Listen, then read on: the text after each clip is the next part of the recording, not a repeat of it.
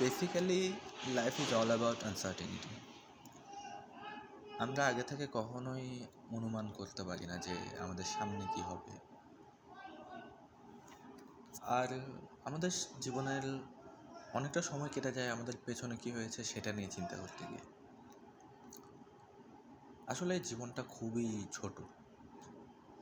এই ছোট্ট জীবনে আমরা আমাদের অতীত নিয়ে চিন্তা করে আর ভবিষ্যতের টেনশনে আমরা আমাদের বর্তমানকে নষ্ট করি। বর্তমানটাই সবচেয়ে জরুরি। আমরা এই ছোট্ট ব্যাপারটা বুঝে উঠতে অনেকটা সময় নিয়ে ফেলি, যখন আর কোনো সময় থাকে না যে বর্তমান নিয়ে চিন্তা করার। বর্তমানটা তখন অতীত হয়ে যায়।